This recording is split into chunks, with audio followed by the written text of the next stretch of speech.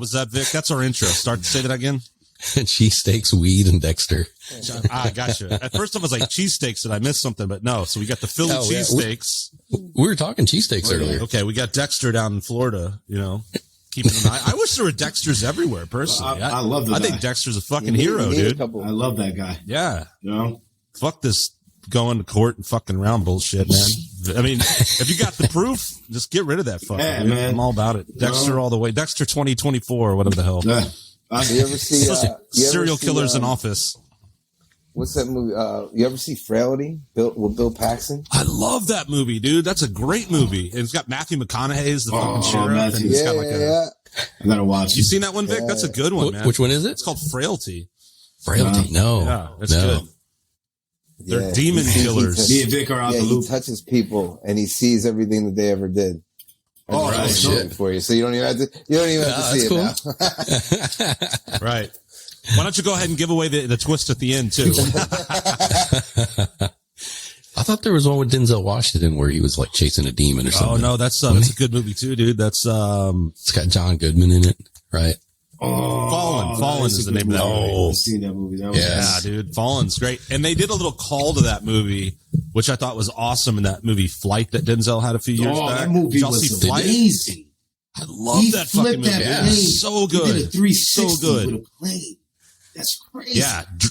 And a true story. I mean, of course, they're going to ham it up a bit for Hollywood, I'm sure, but like it was, I think, based on a true story. It was pretty incredible. Like, apparently, he was all he was high on cocaine.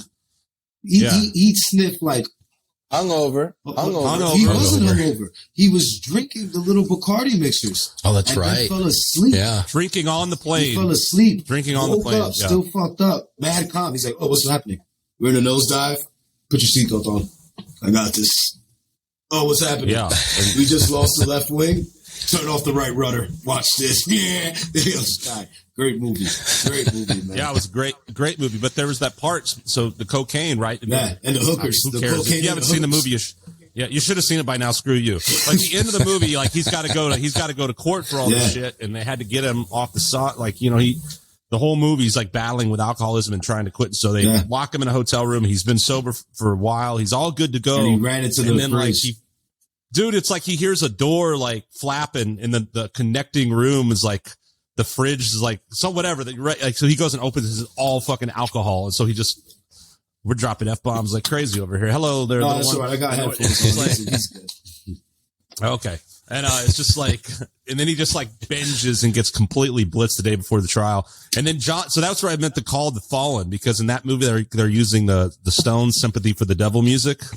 And they do that when John Goodman shows up in that scene. Oh, that's right. He's in that one too. Like, please allow me to introduce myself. And then he goes in there and he just starts giving Denzel lines. Goodman. John Goodman. He's the man, dude. Yeah. Anyway, we're here with Space Camp. I guess we should mention that. What are you guys' names? We got guy over here in Philly and dude in Florida. So who's who? Yeah. I'm Adoo. I'm in Florida. I'm Oskee. Sunshine. I'm Oskee, and I'm in the freezing cold of the snow tundra of Pennsylvania. Oskee in Pennsylvania. Now, if you say freezing cold, Texans think that means like 50 degrees. Oh, no, man. Right now it's like probably like 27 out there. Okay, that's legit cold. Yeah, there's snow on the ground and all. Meanwhile, it's like, 85 in Florida, right? People are at the beach and shit today. Yeah, we're chilling, yeah. What part of Florida are you in? I'm like right outside of Clearwater. I don't know where that is. St. Pete, Tampa. Okay. Tampa. Are you a Tom Brady fan? Oh, I have this conversation with my friend because I'm born and raised an Eagles fan. My father was an Eagles fan, diehard, and now I live only 30 minutes from where the Bucks play. So I asked my friend if the Bucks are now my home team. Technically I live 30 minutes from there. That doesn't mean I have to root for them, but he told me that they're not my home team. He told me that Philadelphia is my home team no matter where I go. Well, nobody has to tell you that, man. You get to pick your own home team. That's the beauty of America. Saying. The beauty of America. That's what I'm saying. Vic and I don't like the Cowboys. Fuck the Cowboys, man. We live in Texas. We don't have to root for the goddamn Cowboys. That's true. That's true. My guy used to play semi-pro baseball, so he's a sports guy. So I have to ask him how it works. Listen, you know? I believe, man, that you can root for whoever you want to root for, man. Like, you know, There you but go. my home team. I live in Pennsylvania. Feel me? I'm a Yankees fan. I don't even dare watch the Philadelphia Phillies unless the Yankees are beating them in the World Series. Like, you know, I can move to Hong Kong. The Hong Kong is not my home team. My home team's the Yankees, even though I'm on Hong Kong. You know, I may like a Hong Kong team. The Hong Kong. Yeah, the Hong Kong. I want to know what they're called. Volcano, the Hong Kong tsunamis. Hong Kong volcanoes. You know, the Hong Kong tsunamis. They may be in an excellent baseball team, but Yankees home team all day. Well, what about football? Are you just baseball? No, I'm a Pittsburgh Steelers fan. You know. Oh, man, there you go. Yeah, I go for the western side of Pennsylvania. Yeah, I like them. I like them. Beautiful. I'm a Steelers fan, too. Hell yeah, my brother. And listen, Yeah. I don't even know how we made it to the playoffs this year, but I'm thankful. Yeah. Thankful. Yeah. We got a tough matchup in the Chiefs ahead of us this Saturday, but, you know, God willing. Hey, is Roethlisberger about to retire? Yeah. Did I hear that? Yeah, he's about to retire, Yeah. man. You know, I mean, 18 seasons, man. He's the most sacked quarterback. He's been sacked like 560 plus times, this man. Wow. Yeah. I always thought Romo held that title, but I guess Poor Big Ben, man. they've both been fucked up though. Yeah. I know Romo had so many injuries and back break.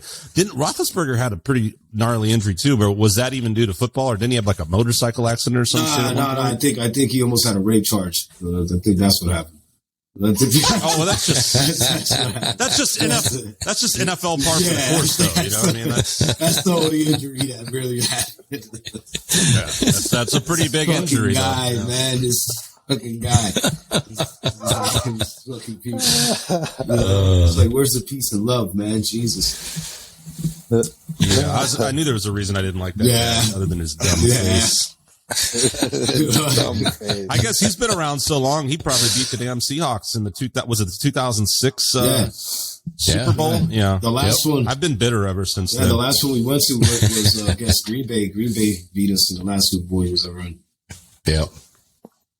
Oh, Aaron Rodgers. What do you guys think about that guy? You know what's hilarious about this? Aaron Rodgers is a perfect example of, I think, just the general, our country in general, all of us, like, super short-term memory, right? Yeah. Everyone, Aaron Rodgers, everyone's all mad. I mean, it was kind of funny watching Terry Bradshaw rip into him and shit. And like, everyone was just shitting all over him. And he got dropped from the State Farm commercials or wherever the hell that company is. And then like the last few weeks, I'm seeing him in all these new commercials. I'm like, nobody fucking gives a shit. He's right back in it, boy. Dude, he doubled down so hard. It was like, what are you doing, man? Like, you just stop talking, Aaron Rodgers. Yeah.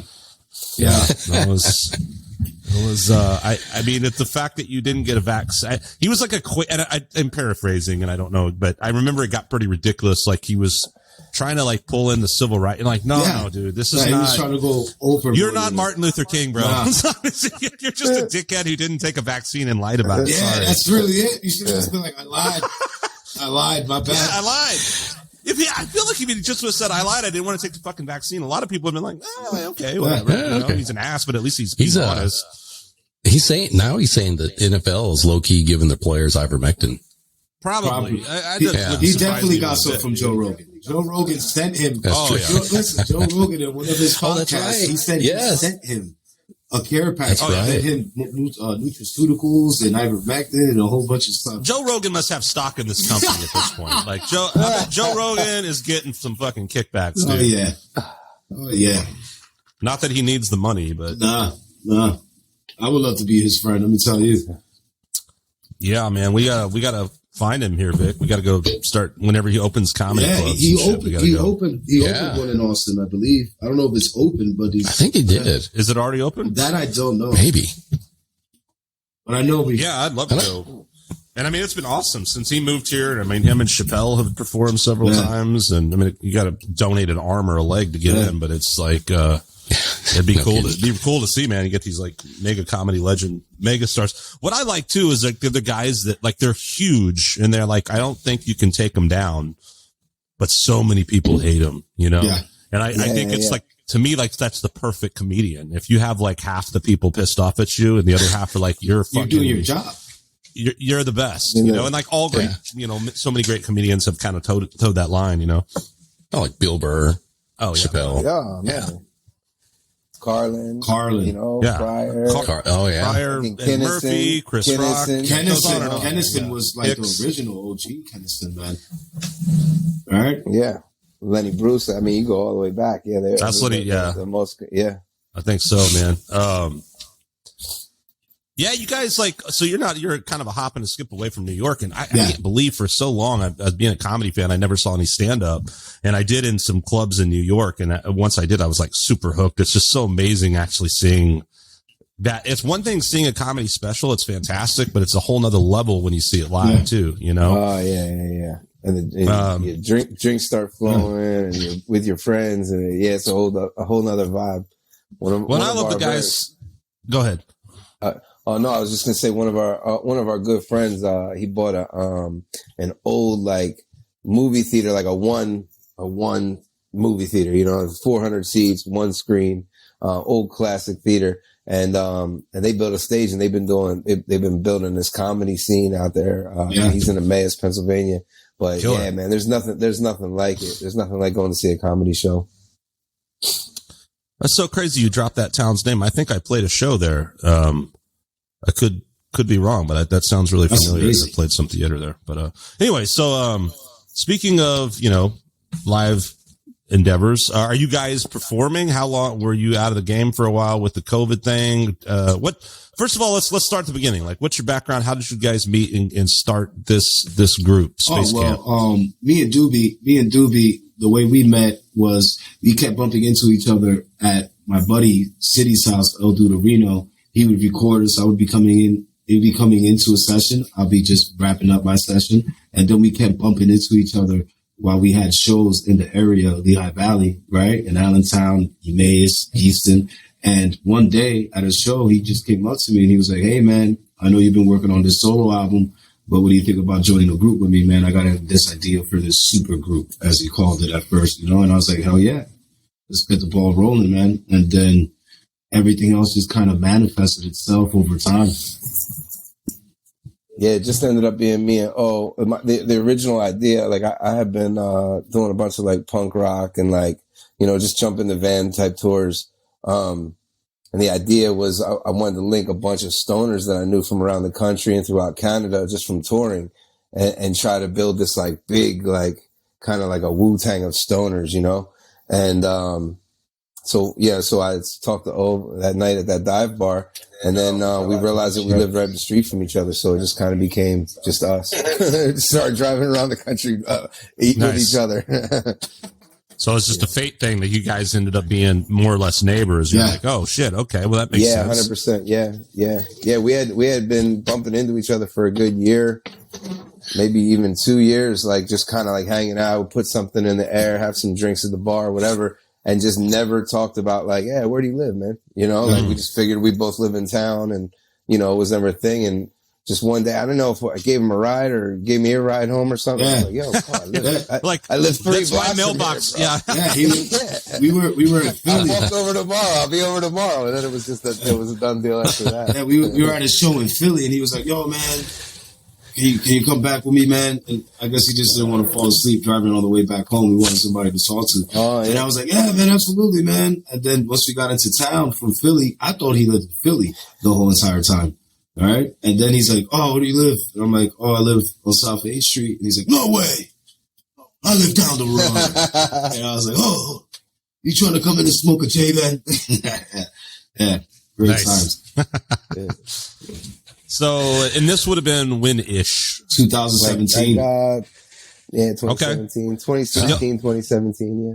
So you guys got right on it because your first album came out 2017, right? Yeah, well, so that first record was like, it wasn't really, like, it was kind of more of a mixtape situation. There was another guy in the group, and we were just kind of like having fun, just kind of getting to know each other. And then through kind of touring around going around the country with that, and still doing our solo stuff, Oskee and I just kind of got really close. the other guy left the group, and we kind of really got serious about like, let's make Space Camp a real thing, you know? Yeah. Gotcha. Cool. So I was like, yeah. And then, so you put that out, and then you really kind of focused, and that became Space Camp and the material that you put out in 2020.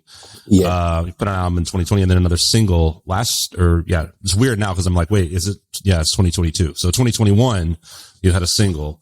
Who does what? How do you guys, what's your writing process? What do you each contribute to the group? I mean, we both have a very well balanced diet of contributing to the group. As far as writing goes, we both write, man. Like, there's no way to go around it. Like, whether he writes 20 songs, I write 40 songs, we always write together. You know, if he has an idea, he's in a car and he's whistling this melody and he has a hook that comes to mind or an idea, he'll call me on the spot and be like, "Yo, I got this great song. This is the one. This is the one. You can never." I'm telling you. And then like he'll go write it off and be like, "I don't really like it," or I'll be like, "Oh my God, that's amazing. Let's do it." And vice versa. If I'm writing something and I'll be like, "Oh my God, this is coming together. Let me call this guy," you know. And we just pitch words together.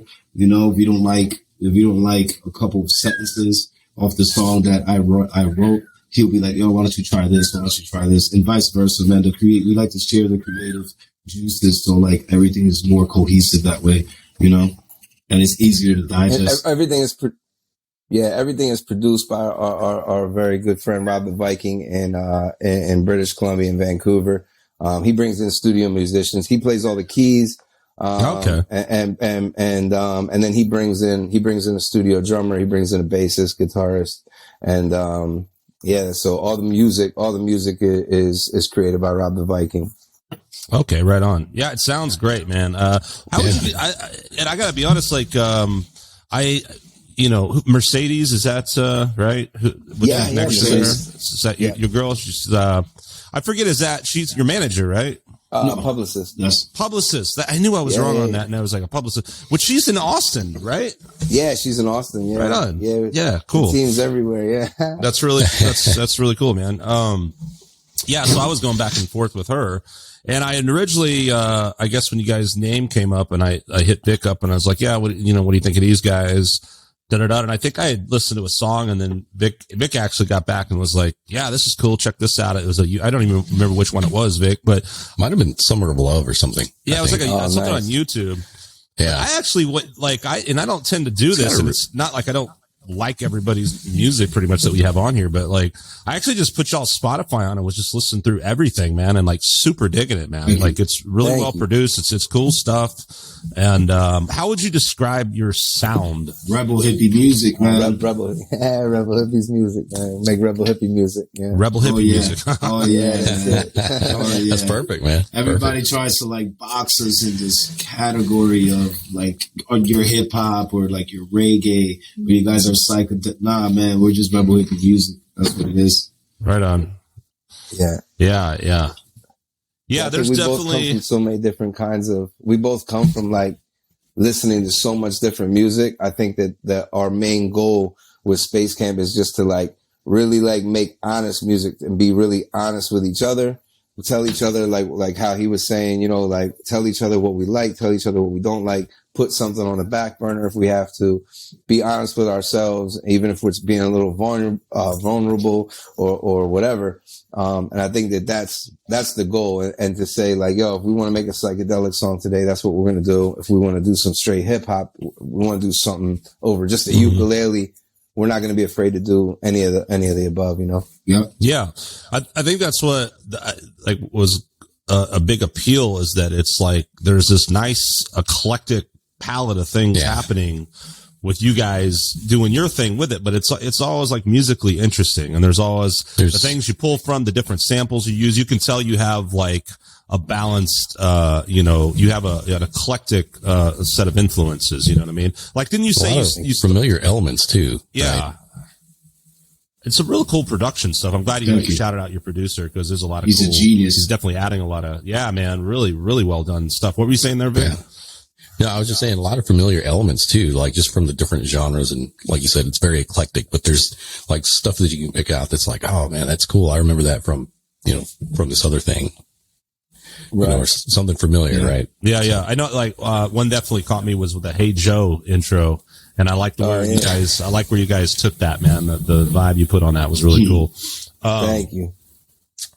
So in terms of, now when you're playing shows and you're touring, I guess, like you said back in the day, you kind of had a band and you just hop and go and play punk rock or whatever kind of different stuff, right? And are you like that now where you guys do you tour quite a bit or do you play mainly in that upper East Coast area? Yeah, since the pandemic, we haven't done like a tour. We've done a bunch of like festival spot dates, bunch of like festival stuff here on the East Coast. We're like really heavy into the Cannabis festivals and stuff like that. But yeah, like, you know, going out and committing to going out for 4 weeks or whatever, we just haven't been able to do it yet because so many of our friends are doing that. And then 2 weeks in, they have to go home. Or the venues shuts down or some different mandate happens. There's just so much going on that you just don't know what's happening yet.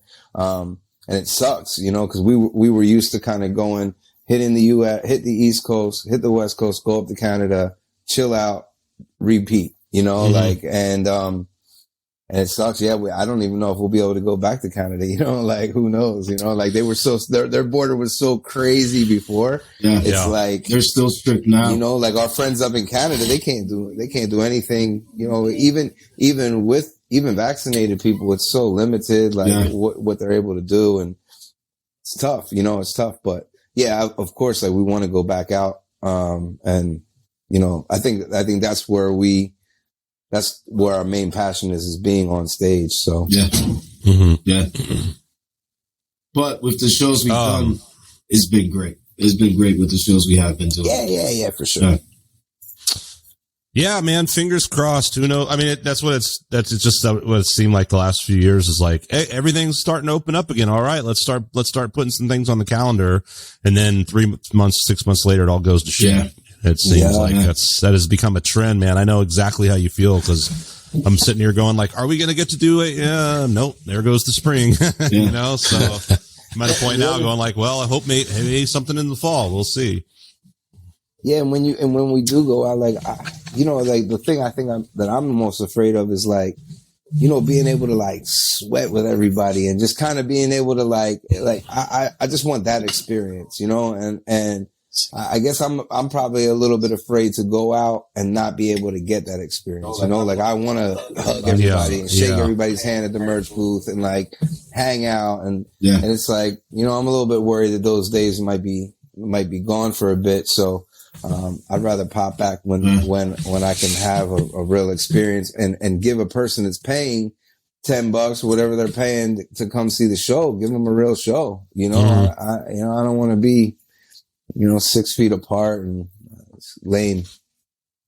Exactly, man. Yeah, especially with that kind of performance and you're like in it and like the magic of what happens live is like the spontaneity of it. And it's hard to have something like that when it's like, these are the 700 guidelines we have to follow. Be able to stage dive, you know, like, right. Yeah. You don't need that. Get guys in, like full on mosh pits. Bring in your own team. Yeah, bring on your own team of people that are wearing like those full blown medical suits and just stage dive. Everybody get back 6 feet. I'm going to stage dive.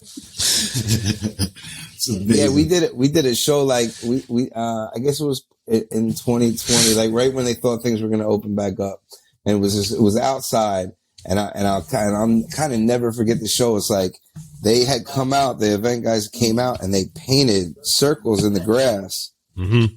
Yeah, like 6 feet apart. It was like, you know, and like we come out on stage and there's all these like little like pods of people, you know, like with these imaginary lines, just like everybody's like having fun in their own little like circle. It's like, come on, man, you know, it sucks.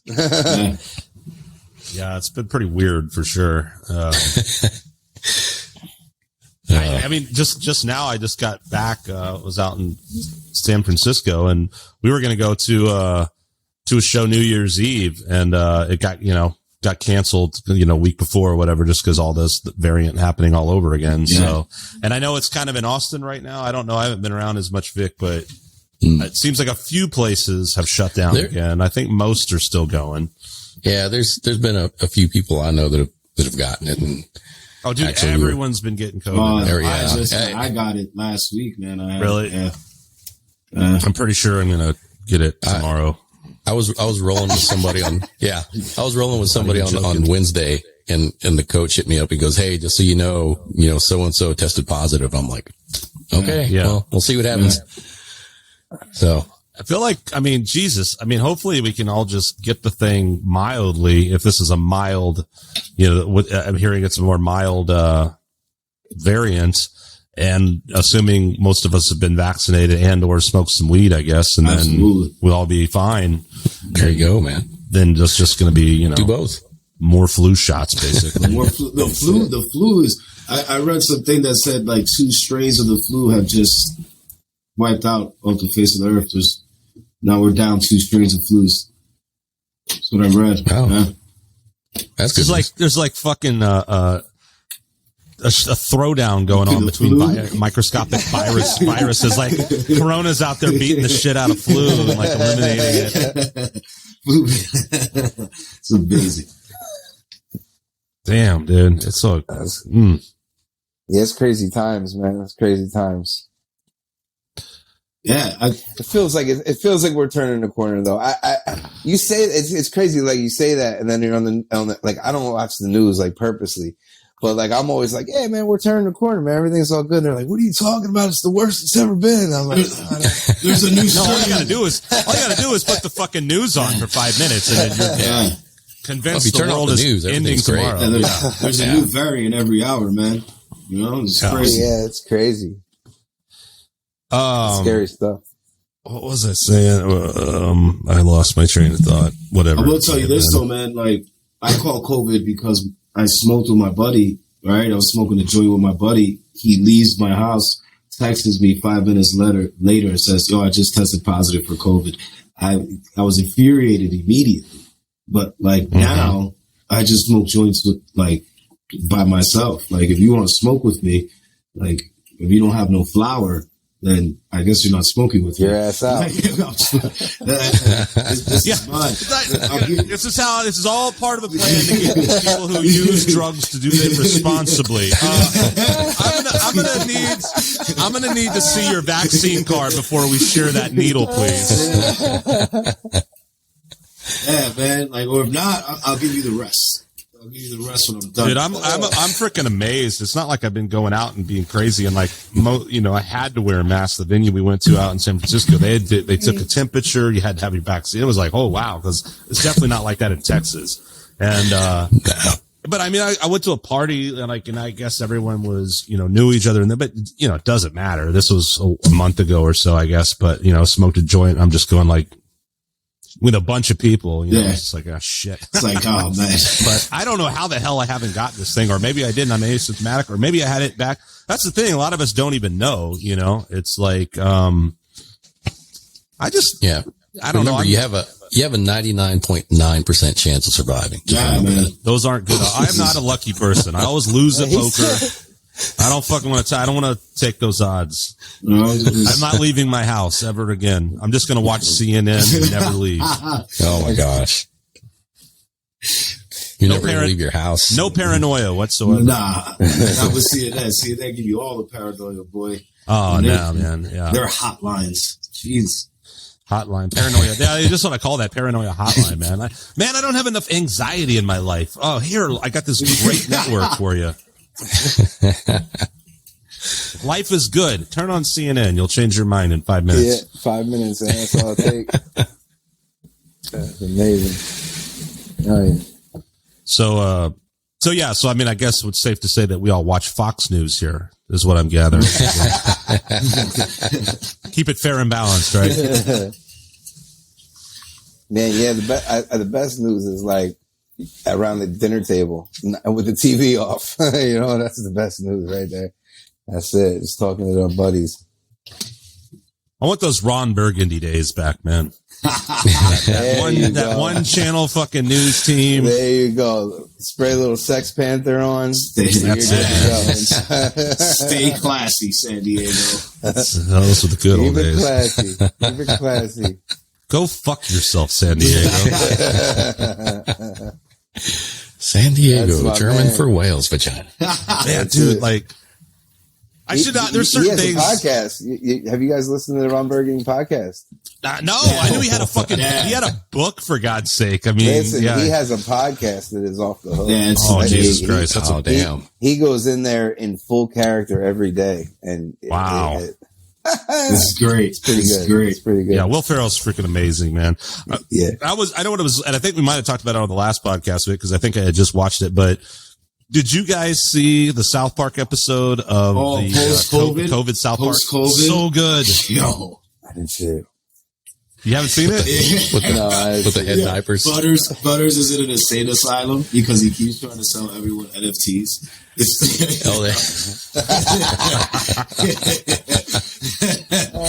amazing. It's amazing. I gotta check it. I'll watch it tonight. Cartman is a rabbi. Yeah. And they're all fully grown. They're all adults. They're not kids. It's like, because that's the thing. It's like it took 40 years for COVID to end. Yeah. So now they're all grown up. Cartman's like, Cartman's a fucking rabbi, married, has a Jewish family. Yeah. And Kyle's just like, this is all bullshit. You're just doing this again. Yeah. Fucking, I saw it the other day, man. It was amazing. It was amazing. I gotta watch it tonight. Yeah, I've been on my Cobra Kai. I haven't. Oh, dude! I need to start watching Kai, that damn thing. That show is so good, man. It's fucking. It's so good that it sucks because you can't stop watching. I gotta go to bed, man. I gotta go to bed. I can't stop watching this shit.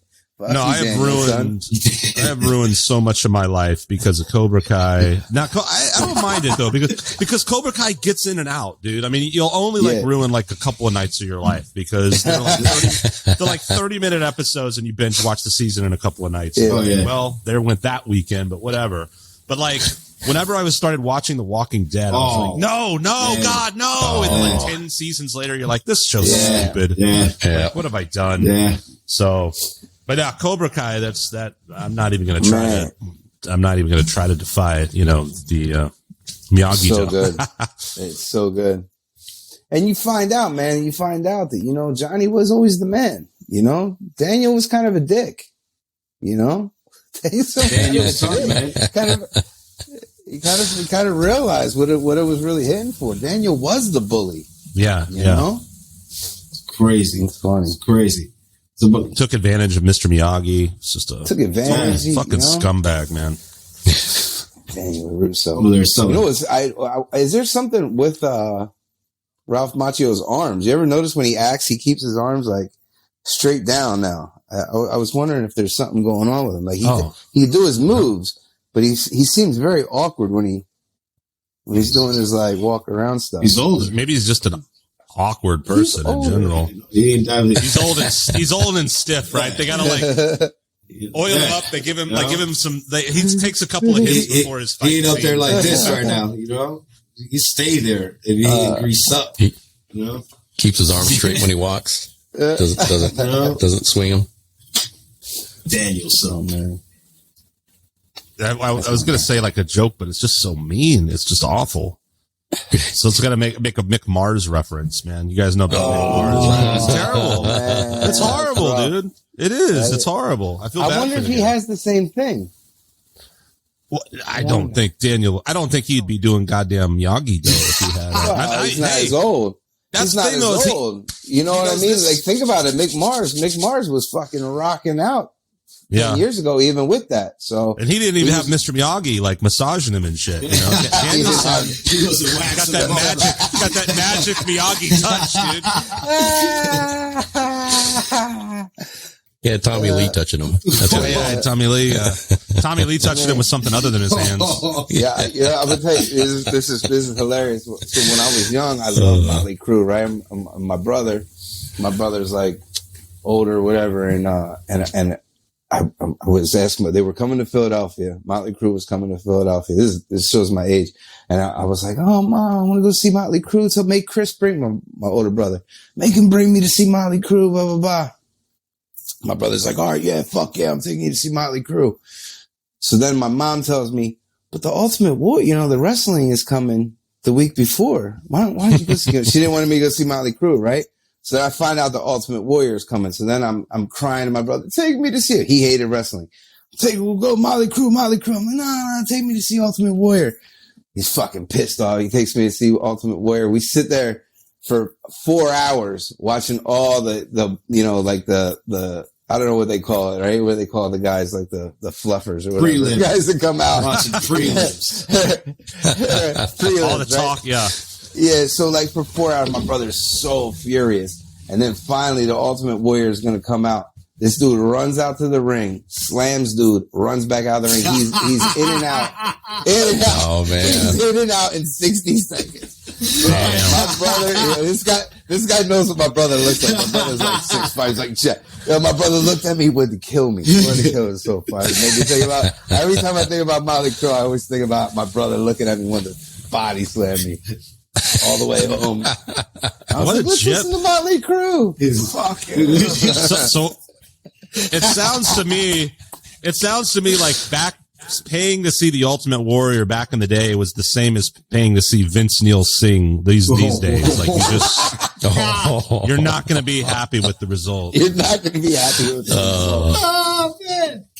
Oh man. They put better shows on these days though, man. Back then, man, they didn't care, man. You just paid your money and it was probably all local talent at that time, right? And then they had the one, you waited for that one event because it wasn't televised. Yeah, right. Well, I have never been to a wrestling event, and it's not that I wouldn't go because it's got to be a magical thing. I have memories of my grandpa watching wrestling and just laughing, and it's hilarious, man. I mean, and there's different phases in my life where I've kept up with a little and watched a little, but I can't keep up with all that. We all know the classics though, man. Ultimate Warrior. Yeah. They'll die fucking young, man. Yeah. Like in the last few years, maybe it's been a decade now or something, but Randy Savage, Ultimate Warrior, Roddy Piper, Jake the Snake, right? They all. Yeah. Jake the Snake's still alive, I believe. Oh, I thought he passed away for some reason. He linked up with DDP and started Diamond Dallas Page. Yeah, he started doing the Diamond Dallas Page yoga. Yeah. And the yoga. Holy yoga shit. Doing all that yoga stuff. Because his back was real messed up. Yeah. Okay. Yeah, it's supposed to be legit stuff. Yeah. DDP yoga? Yeah. Yeah. They need a better name, dude. DDP yoga. DDP comes out. They all start off with Diamond Cutter.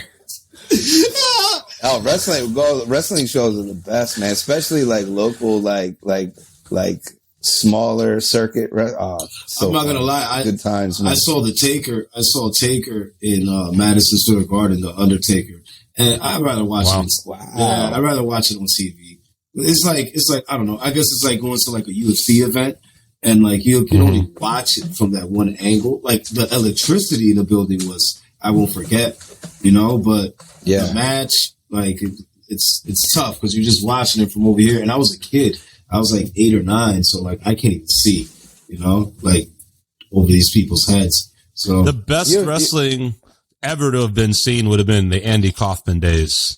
Oh, wow. Andy Kaufman and what was that guy's name? Jerry Lawler. Jerry Lawler. Yeah, Lawler, Brooklyn Brawler, all those guys. Yeah, that would have been the shit. UFC's fun to watch though live though. I saw you were on the ringside though, don't you? were up by the cage. No. I was in the nosebleeds. I saw Anderson Silva fought Forrest Griffin in Philly, and BJ Penn fought wow, those are good. Florian. Good fight. Yeah, 2 belts was on the line, and that was, I don't know how many times they were doing that before that, like where they were doing like the 2 different belts on the line. Yeah, but BJ Penn was always like my favorite fighter, so I bought tickets to go see BJ and was so hyped that Anderson was fighting, and that was the night that he finished Forrest with that jab, and Forrest ran out of the ring or the cage. He ran out of the cage. It was like a big deal. He was like, oh. Wow, really? So I would assume that he would win that fight. Although Forrest Griffin's a tough bastard. Yeah. Who was fighting Penn, you said? Kenny Florian. I don't know him. I haven't kept up in a while, man. I'm glad I like BJ Penn because he whooped fucking Matt Hughes' ass back in the day. I don't like that fucking honky. I don't like that guy. Yeah. Yeah, BJ Penn was the man. He was the man. Matt Hughes was like the fucking Brett Favre of, I don't know why I equated him to that. He's like this corn-fed motherfucker. But like, he just, I don't like him because he beat Hoist Gracie and he was a cocky asshole. And I was like Hoist Gracie. And respect, you got to respect that shit. And I just didn't like the fact that he came back and that dickhead. Well, so wait, he's dead? Am I talking shit about a dead guy? No, he got hit by a train though. He got hit, and who gets hit by a train and live? It was his Matt fault Hughes? too. Yeah, Matt Hughes. It was actually his fault because the train thing came down and he decided that he was going to do a little swerve, not wait for the train. Yeah, he decided he wasn't going to wait for the train, and he got hit by the train. It's crazy. His monster truck stalled out. His tractor. Something. But I can picture him being on a tractor. Fashion, yeah, just like a UFC, like what you would imagine these dudes are built like. Like that guy, they were like, yeah, he'll never move or anything again. This guy's like walking around again. And he can't really talk though. Because if something happened to his brain, he can't. Damn, no shit. Yeah. Yeah, you gotta check it out. There's a documentary about it. It's on Netflix. I never knew that. Oh, not on Netflix. It's on YouTube. I think it's on the UFC YouTube channel. They have that little. It's like a 2-parter. Yeah, it's crazy. But then after that, I see. I don't want to say something that's wrong. I feel like he beat his wife after that, and like some real like scumbag shit, like some real like low life shit. Like, I had that moment of being like, I feel a little bad for talking bad about a dude. Not no more. But a couple of things. First of all, it's your fucking fault. You don't try to beat a train, all right? No. So you're just an idiot. Secondly, go play in the NFL. I mean, what? I don't know. I don't respect. Maybe anyone. he didn't though. It might be. No, it may not. I heard about that. It was probably his CTE. Oh, did we lose my buddy?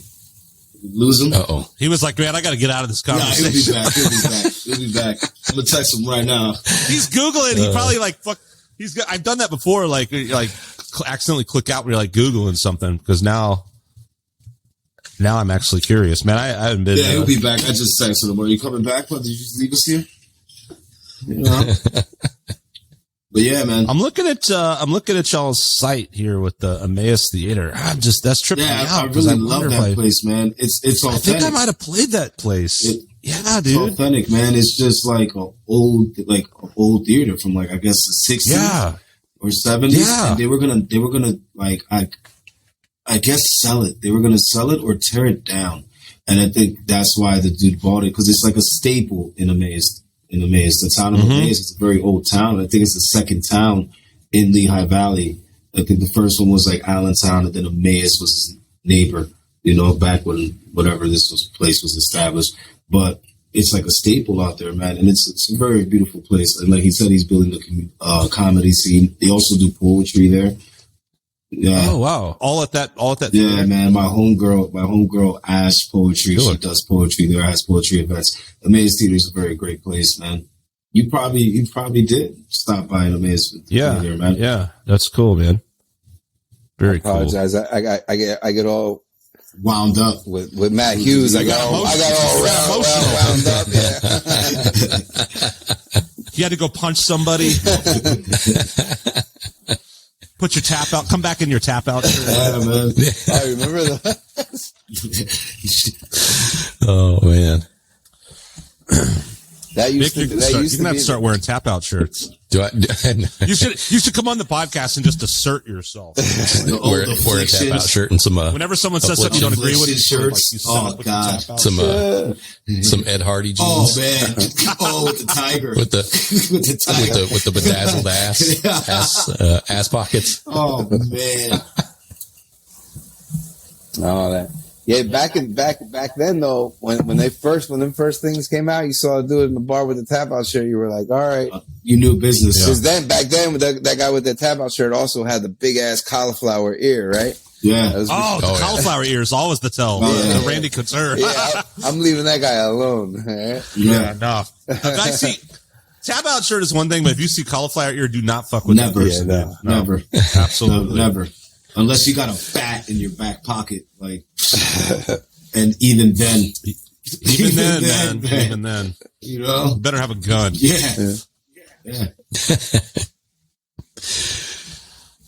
Yeah. So, that's cool. Talking UFC. You guys ever do any martial arts of your own? Not me. Too much, man. I little jujitsu. With my kids, I went to the Henzo school in PA, and then I was telling Vic I was with I was going to Padilla, Brazilian Jiu-Jitsu right before the pandemic. So looking to find a place out here. It's a beautiful art. It's, cool. Yeah. I have my son in Taekwondo. So, me and him do a little bit of living room Taekwondo in my house. I may not know much, but yeah, I know. It's me and I don't even know if my brother did. I was so young. We did a little bit of that, and then I did jiu-jitsu like out of high school for a little bit, and it was really funny because UFC hadn't been around too long, and it was still kind of a newer thing. It was before all the what was it that really kind of blew it up? The Ultimate Fighter or whatever, when it went kind of mainstream, and they did that reality show. Yeah. But it was before that. I was doing some jiu-jitsu and stuff, and it's just funny thinking about sparring randomly. Like me and my brother used to like roll around on the fucking living room floor and shit, and then like me and my buddy Dave, we had Dave on the podcast, dude. Did we talk about this, Vic? Like me and him just like go sparring in the backyard, and I'm sure his sister at the time was like, "What are you fucking guys doing?" No, dudes rolling around. I don't remember you guys talking about that. I remember you guys talking about recording your first demo, and like the vocal booth was the dude's bedroom or something. That was. Oh yeah, I've been there. Yeah, we were playing the first demo I ever did was like we go to this guy's place, and he's got like a 4-track fucking tape. I think it was like a tape recorder, and he's like, we're recording like drums and guitar in his garage, and his dad keeps poking his head out and be like, "Hey, get me a beer." and then we go to do the his vocal ISO booth is like in his bedroom. He's like, "Okay, you go in the closet." We're like, "All right, dude, this is ridiculous. Here's $20 thing." Oh yeah. Been there. Yep. Don't pay attention to the video camera. I feel you get a better vocal performance if you get naked. Make yourself comfortable. Man.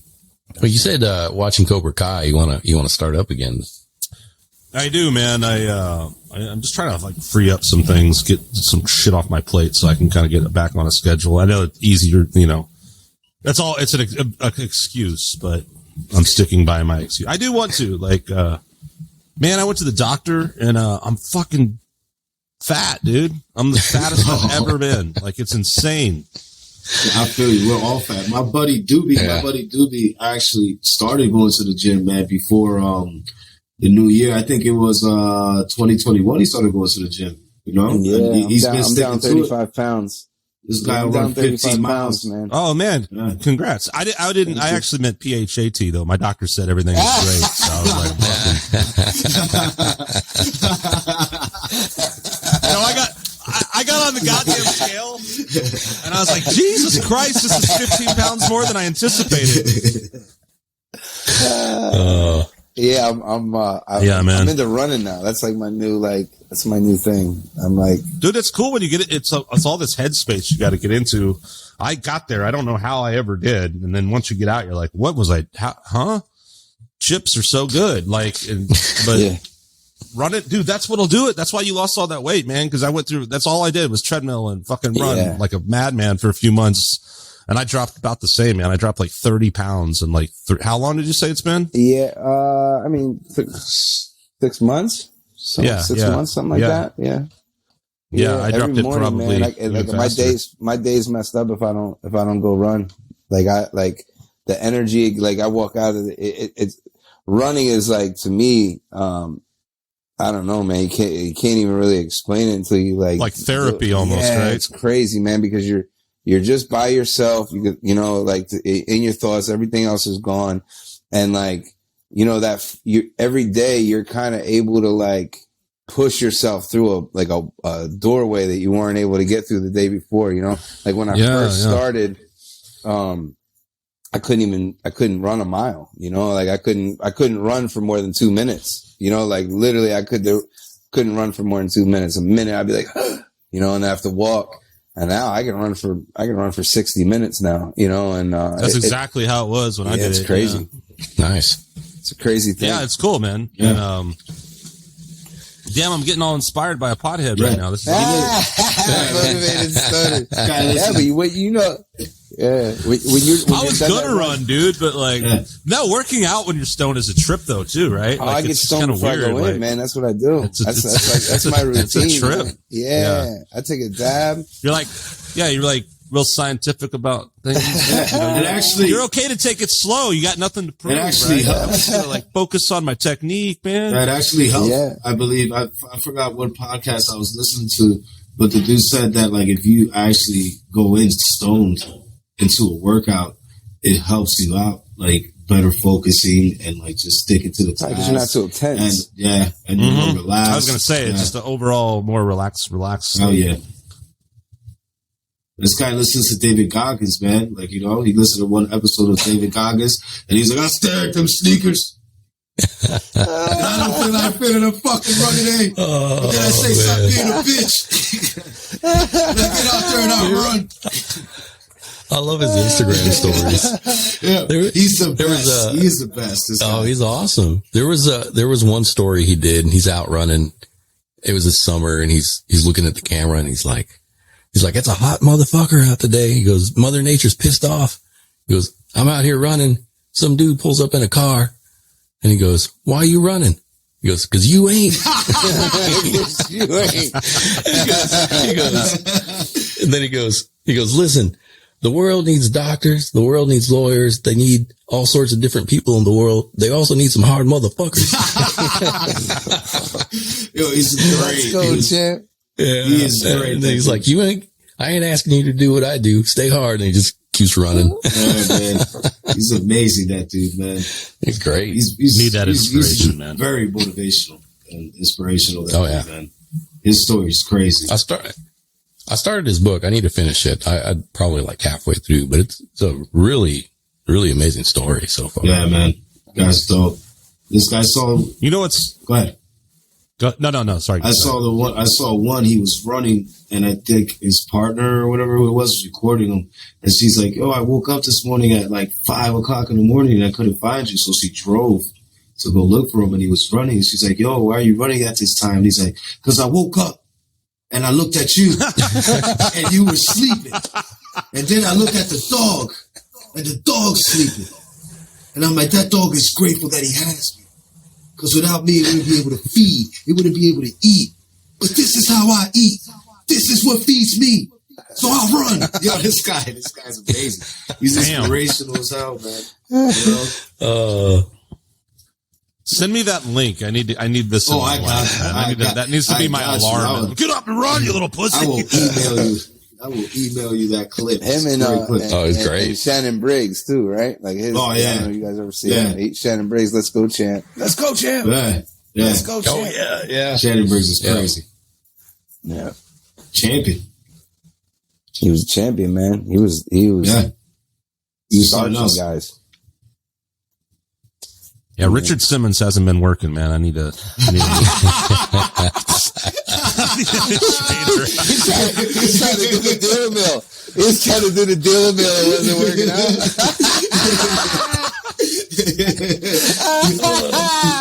Over there in that spandex, you know. Oh my god! Oh man!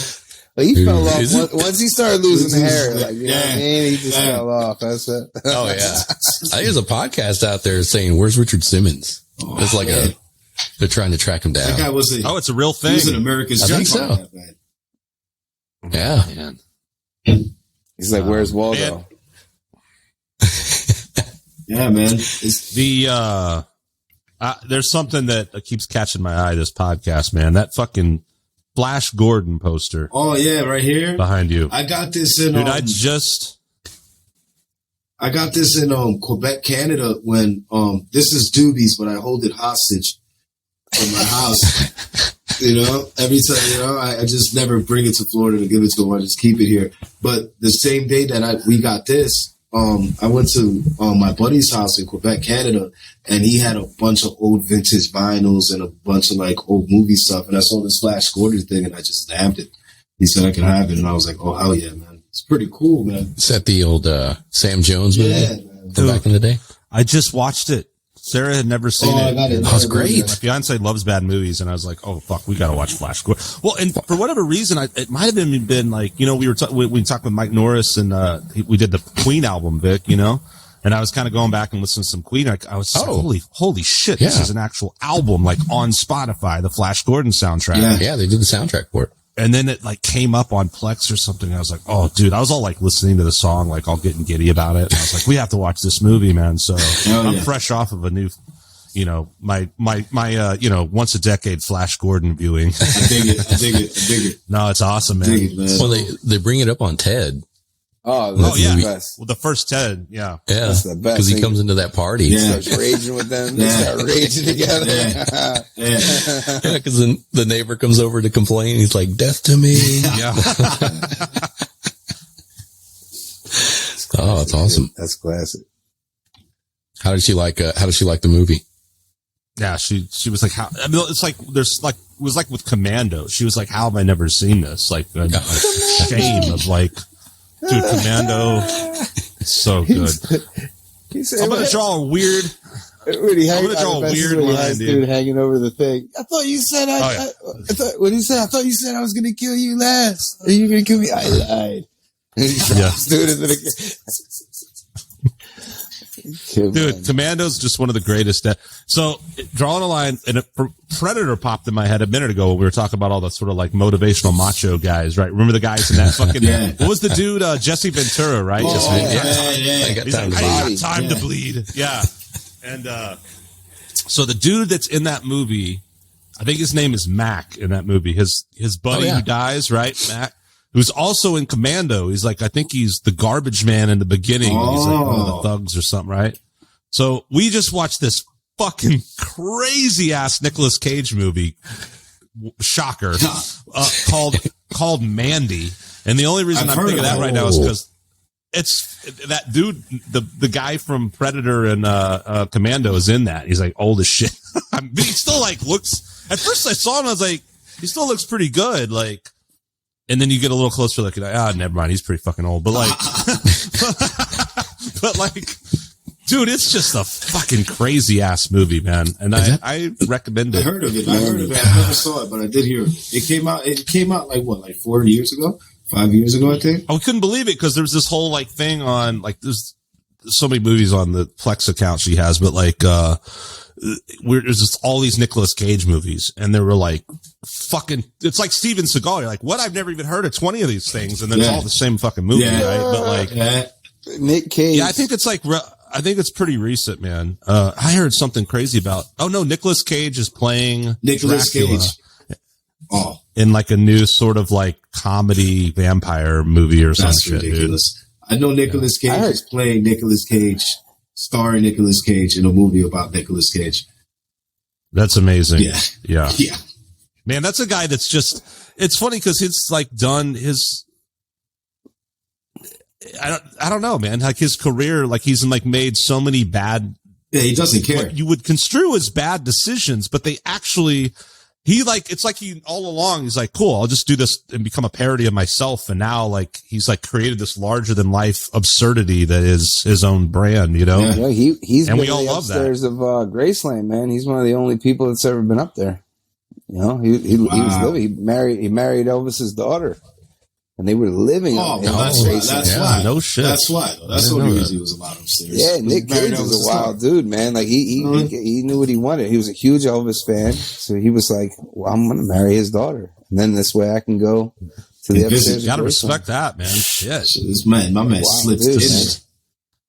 Most people are just like, I want to visit Graceland. He's like, no, I'm going to marry Elvis's fucking daughter and live there. What do you mean I can't go upstairs? What do you mean I can't go upstairs? No one ever goes upstairs. What do you mean? He just came and was like, I'm going to marry you. I'm going to marry you.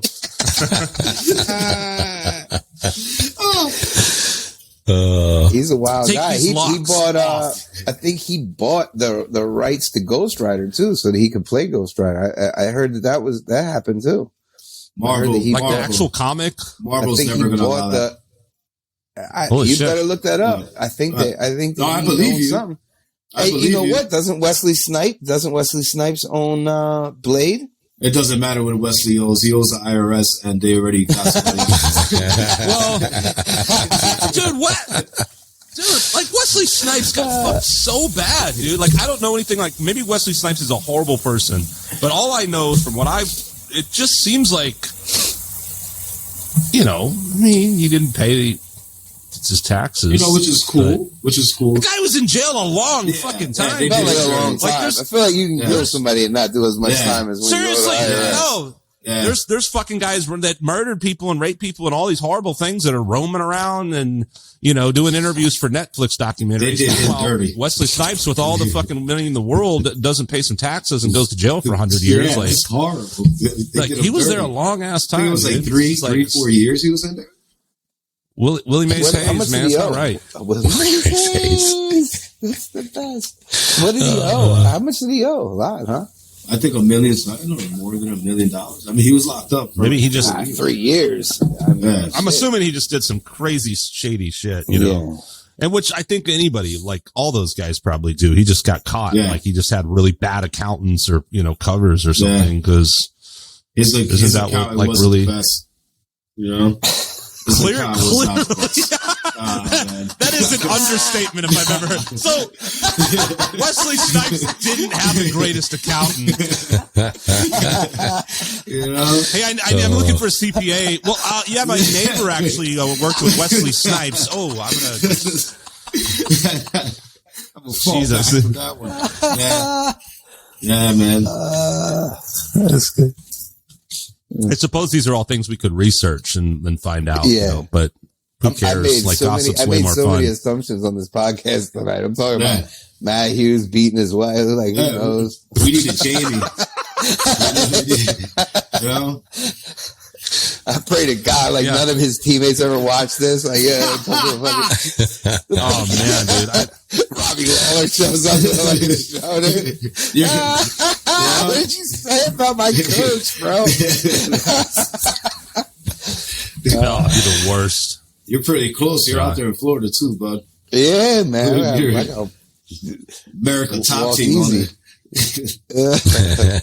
Well, you know what, man? You gotta live on the edge in Florida. Any fucked up, crazy shit can happen in any second in Florida. Oh, like, yeah. you could be like mid fucking podcast, an alligator could crawl in through your window and eat you. And honestly, we would all just be like, "Well, he's in Florida." I mean, like, It happens. not that surprising. Yeah, it's a pretty wild place, man, so far. I like it. Yeah, I don't know if Florida just gets a really bad rap because, is it Adam Carolla that has a segment called like Germany or Florida or some shit where you like, they'll talk about something really, really fucked up and people have to like guess if it happened in Germany or Florida. That's I don't know. amazing. Like, I'm just, Everybody always says that. That's Like, awesome. look up the Florida Man thing. And, like, you put any date and then type Florida Man and it'll be like some wild story or something. yeah. I feel like I can see it. I feel like the Florida man only comes from the Panhandle, though. Like, you know, that Jacksonville area. It's a lot of Florida men. I don't know, man. My experience so far is like you drive down the road and everybody waves to you. It's been nice, man. It's been nice. Well, you're in so a happy far. place. You're in a happy, they got Tom Brady down there, man. They're fucking happy, dude. Yeah, Like, it's true. It's very true. they're getting those calls like they got in Ted 2 now. People trying to steal Tom Brady's jizz.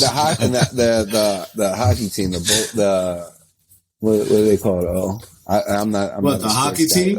Yeah, the I Lightning didn't even know Bolts. they had a hockey team. I I didn't guess even they know. won the Stanley Cup. I guess they won the Stanley Cup. yeah, So, yeah, it's they're like, called the Tampa it's like Bay the Lightning. city of champions right now. Yeah. Wow. Okay. Yeah. Yeah. I had no idea. Y'all just lost Antonio Brown, though. You're not going to win another one. Or Antonio. I don't know. It's crazy Well, as popular as like you would think. Like, so I come from Philly. You can't get Philly Eagles tickets. They could be the worst team, like the bottom, and you can't get tickets. Every game is sold out. I can get playoff game tickets this week for like $100. It's crazy. Wow. That's crazy, man. Scott was that's like, amazing. because they're playing the Eagles. I'm like thinking about going.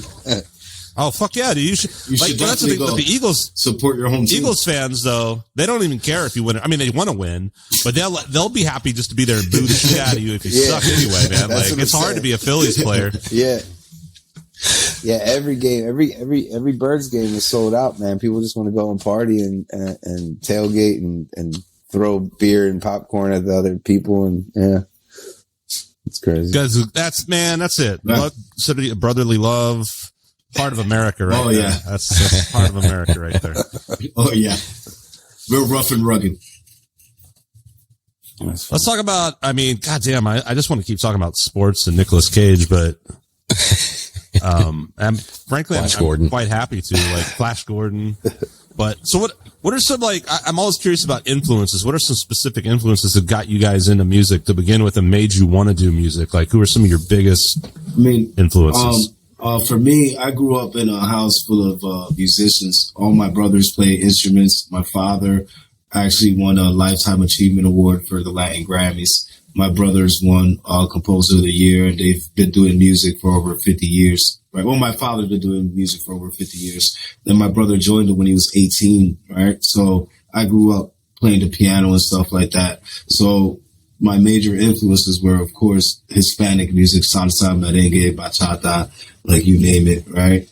And then once I came to America, when I moved to America, my influences changed once I finally found the radio and I discovered hip hop for the first time, and then I ended up discovering like classic rock and doing all that stuff. So I draw from whatever genre, from almost all the genres, except for like country. I don't know that many country songs, but we like to draw from a lot of different genres, man. And me and Doobie have a very vast, different demographic on what we listen to, and we'd like to combine it.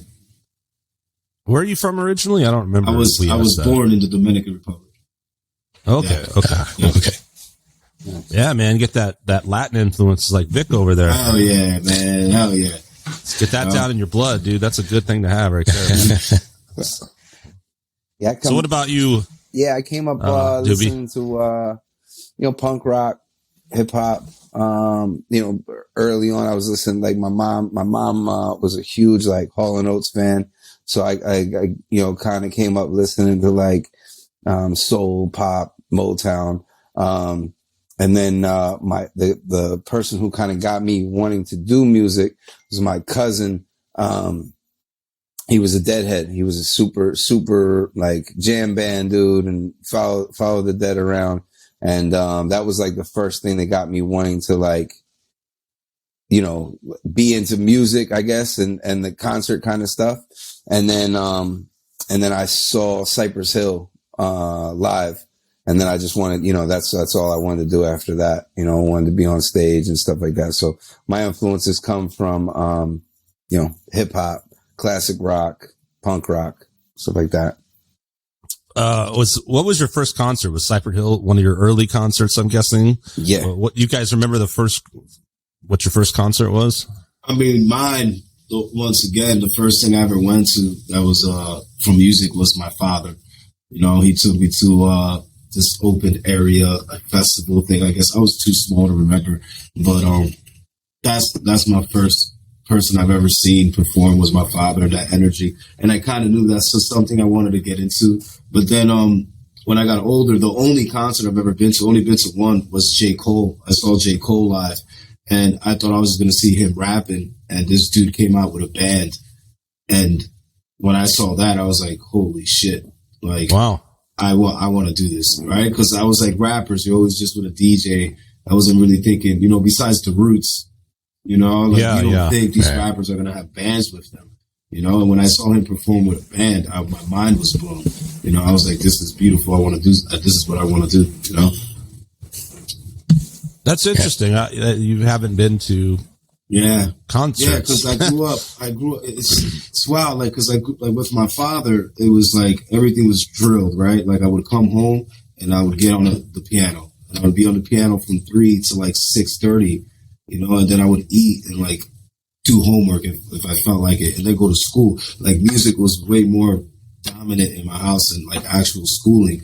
And then who I would listen to all day was just my father, because my father was playing instruments and making music the whole day, So like I didn't really have that much experiences with like going out to a concert and watching all these different artists, because it was an everyday thing with me and my dad, like just watching him work and Like, it's very consistent, you know, and that's all you heard in my house was my father. We didn't listen to no other artist but my father. It would be on the car ride. I'm listening to his demos, you know?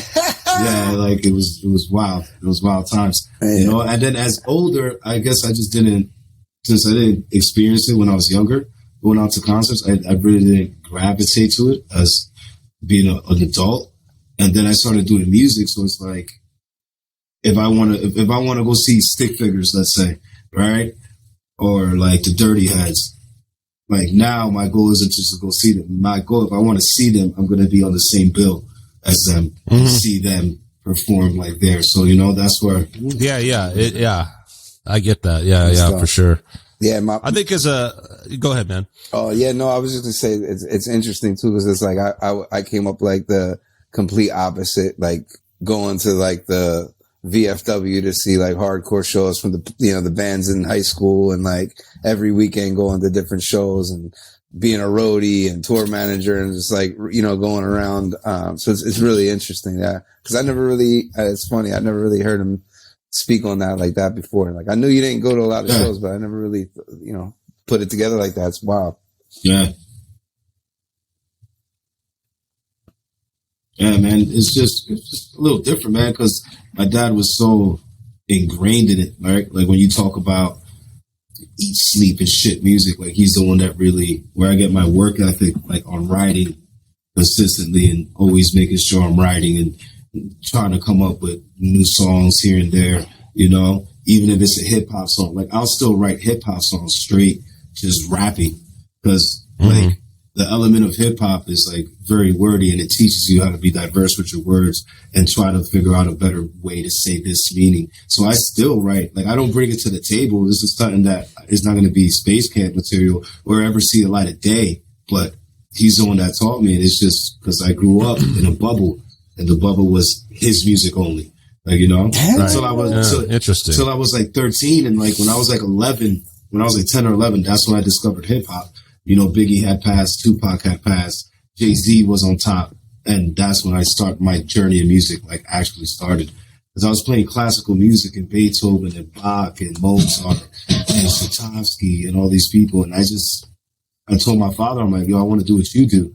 And my dad's like, you're never going to do what I do. Because I get it. The lifestyle and everything that comes with it, it's hard. Like he thought I was going to be in Madison Square Garden playing classical music, man, you know?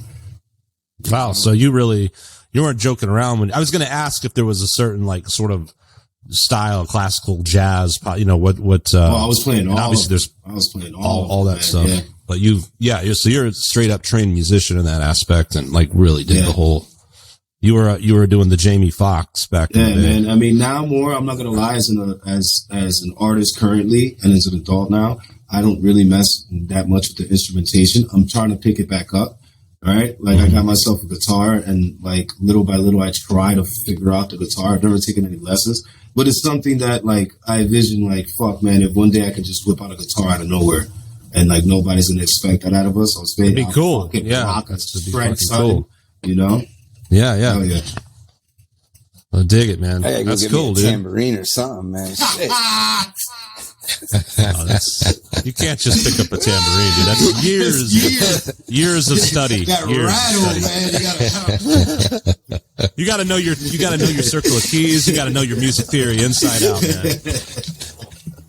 Oh yeah, all the complex harmonies. All of it, man. You know, make sure you give me that tambourine in a B minor. Yeah.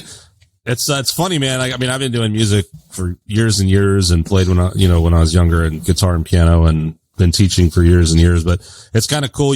I've always liked having multiple instruments, and sometimes if I get stagnant and one or burned out, then I can go somewhere else, and it never fails. It's like, I'll just like, sometimes I don't play piano. I mean, other than it's like a lesson or something, or I don't even do a lot of piano type gigs or, stuff like that. Yeah. But sometimes I get like really inspired and just go back and start going back to those classical pieces. And then I'm always like dipping my toe in the jazz pond, but I never really get a foot in there. You know what I mean? Like, And I'll go to the real book and be like, oh man, this is hard. Ooh, I forgot how hard this was. Oh yeah, man. But yeah, I picked it up. Crazy. Like the rabbit hole never ends, man. And it's fascinating. Yeah, dude. my left hand, when I play, like I notice, cause it's been years, and my left hand is like, I gotta exercise it. Like I gotta warm it up before I even start playing something, cause it starts tensing up. Like it's not the same as it used to be, man. Yeah. Yeah. I just, dove into a Bach piece that for like a huge, really proficient pianist would probably be like, oh yeah, whatever. Bach. Bach's amazing. I mean, like everybody respects Bach. Yeah. Every jazz guy I've ever met is Bach's the man. But this motherfucker, dude, I got obsessed with it, and it took me like a month just like one goddamn page of shit. Yeah, man. To memorize it and playing it over and over and over. And like, God damn it, this guy probably wrote it while he's seconds, shit, right? These guys were geniuses back in the day. Dude, these guys were they'd be on a stagecoach ride or whatever the fuck from Vienna to Prague, and it's like, oh, I wrote this at the peak today, Jesus Christ. The rest of us are the eternal Wayne's World, not worthy, man. Nah, never like timeless pieces of art. Timeless. There's that scene in what was it, Amadeus, right? Yeah. Where the king's what's that dude's name? F. Murray Abraham. He comes up with a piece. Salieri. Yeah. And like Amadeus is like, oh, let me try and play it. And he just like fucking shits all over me. He just like plays it from memory, and he's just like, that doesn't really work, does it? Oh, have you tried this? And he's just like totally fucking with this piece, and the dude's livid.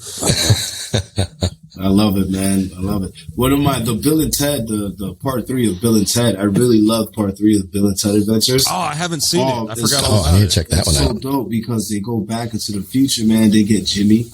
They get I think it's Beethoven, and they get the Chinese woman that's like, she's probably like 600 years old now. She used to play a flute, and there's like a famous flute song from like China that she did, right? And they get all these people and they rock out. But in one of the scenes, Jimi Hendrix, they take him to London, right? And Beethoven's playing, or I think it was Mozart. Mozart's playing, and he's playing Flight of the Bumblebee. And then Jimmy's like outside. He starts shredding Flight of the Bumblebee on the guitar. And Mozart's like, what's going on out there? Right. And he starts getting louder on the piano. And Jimmy starts getting louder on the guitar. And then they both come out and meet each other. And they're like, and these both start playing. It was beautiful. It's beautiful, man. Yeah. That's how it is, man. That's legit. Speaking of which, I totally forgot about that movie. You know what I just saw too? Another Keanu Reeves, the new Matrix thing. Yeah. That was pretty cool. It was pretty cool. It was pretty cool. It was all right. It's pretty cool. It was okay. More of a love story. I didn't see it. I didn't watch it. I don't know if I want to. I don't know. I like that. I like the original Matrix. Dive in. When the first one came out, that movie was so badass. It was so different and cool. Yeah. And then I thought the next two were kind of like, it felt like they were just sort of making them up on the fly. Right? They were kind of like, this is the architect, and then like 45 minutes of just nonsense bullshit. Yeah. And it was kind of like, what? This one at least felt like it had some direction a little bit, I guess. I liked it. They tied in the modernness of it, like the bots being actually humans, and I liked it because like the bots is like negative people around you, right? And like the negative people around you, they try to dumb you down from you actually becoming successful and you achieving your full potential, you know? Mm-hmm. But it's them dumbing him down so he doesn't become the one, you know? So I liked it a little bit. I'm glad you got a metaphor out of it. I'm too dumb. The bots got him. No, that's great. You know what my favorite part of that fucking movie was, dude? Doogie Howser. Yo, I love Doogie Howser, man. That guy's great. Fucking what's his name? Patrick. Patrick. Not O'Neill. No, Neil Patrick Harris. Yeah, dude, he's great, man. Yeah, he's a great actor. He was good. He's in Harold and Kumar.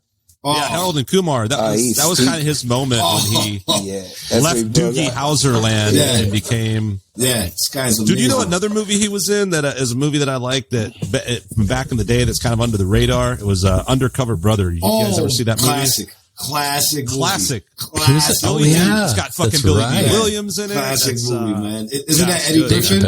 Isn't that was Dave Chappelle? Yeah, that was Eddie Griffin's movie, right? Eddie Griffin, yes. Eddie Griffin. Yeah. Dave Chappelle was in that. Chappelle was in it. Yeah, Neil Patrick Harris. Yeah, he's like, he's like, okay, if you're gonna be white or what, you're gonna have to learn to eat mayonnaise. He's like, so he's got a little watch. He's like, okay, we got just enough. If you hit this button, just a little bit of hot sauce will come out. Just enough to get you through it. Great movie, man.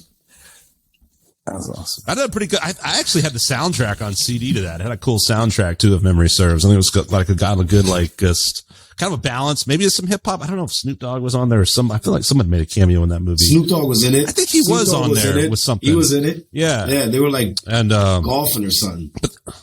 Yeah. But they had like they had some cool old school like soul R&B shit on that soundtrack. But it's a fucking CD. I don't know where the hell it is. Who uses those anymore, man? You know? Seriously, I don't even think they're making cars with CD. Nah. I listened to a CD today. Like, what was the CD that I made? And I was like, I should listen and see if this works actually. And I was like, pulled out my old boombox and shit. Nice. Yeah. Yeah. And then I was like, you know what? Like, dude, like put it in the bathroom, and I was like, this is actually a way I could listen to CDs because like in the shower, it's kind of like overpowering the phone a bit, right? If you're just trying to do the Spotify thing. So like, I'm like, wow, I can bring my fucking boombox in the bathroom. Hell yeah. Be like a 1980s innovator, man. That's it. So where can people get your CDs? Do you guys have, do you do vinyl or anything like that? Or is it all? Oh yeah. Okay. Awesome, man. Hell yeah, man. Yeah, that's the main, I guess, medium that we put the music out on, even before like digital, try to push the vinyl. Okay. And then, do you do anything other than that, like flash drives or anything like that, or just the vinyl and then the digital streaming stuff? Vinyl and CDs. Yeah. And CDs. Where can I get one of your 8-tracks? We haven't given up yet. I try to get him off the CD kick, man, but CDs make, I don't know, man. I don't know. But you could get them this time around, 20 years. I think this time around, maybe no CDs. But last record, I still stood strong with the CDs, man.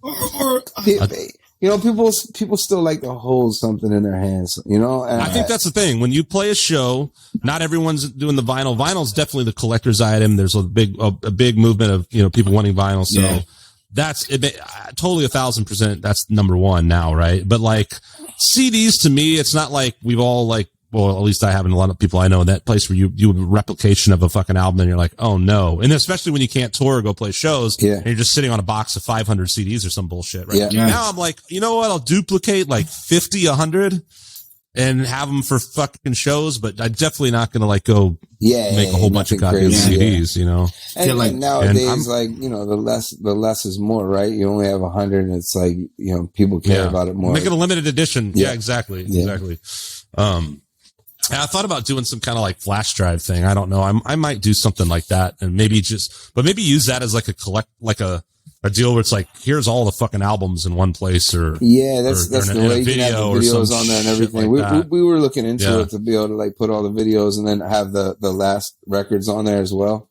Yeah. It's definitely something to think about for sure. I just don't know how you guys people would, stick it in there. Everybody cares about the streaming, man. It's weird. Streaming. Well, it's because it's the new generation of kids. Like everything is like, it's like the need of having it right now, like overtakes the need of good quality stuff and like great production and stuff. Like it's at their fingertips, man. They can go through your whole discography in an hour if they feel like it. It's like, what's the point of buying this album? Because kids don't even listen to albums. That's the problem. Like if they were listening to the whole piece of work, they just want that one song, And with TikTok, with TikTok is it's a weird thing, right? Because TikTok breaks a lot of songs. Like people get it misunderstood. They think TikTok breaks artists and makes artists, but people don't even know who that person is. They know the song and the song becomes more popular than the person. But like you go try to book a tour and ain't nobody going to come because they don't know who you are, So like TikTok can be a little double-edged sword, Yeah. So do you guys deal with that shit or do you have other people do that for you? Oh, we're all booking. Yeah. Well, any of it, like the social media, we're all hands booking, on. all that kind of stuff. I mean, our social media is so awful. You can tell that we do it. Nice. We I can relate.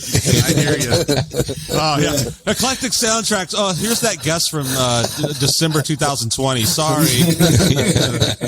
By the way, this will air sometime this year. We don't know when. Oh yeah, man. We do the social. We have help. Like we do have a team. Like we have help as far Mercedes and all of our art and production and stuff like that. But I was doing all the booking for the most part when we were touring. I kind of come from booking other bands and stuff like that. So I was doing that, and besides that, it's just us. Yeah, it's just us. We don't even know. Yeah. Half the time we have to call each other to find out how to even log on, like what the password is, because we change it. We'll like have somebody like, yeah, we're gonna let this guy run our socials, and then like a week later, we're like, let's change the password. I can totally relate to all that shit, man. We're not gonna fire him. We're just going to change the password. Hopefully he gets it. I don't know what happened, dude. I can't get into our account either. Sorry. Yeah. Thanks anyway, though. Appreciate it.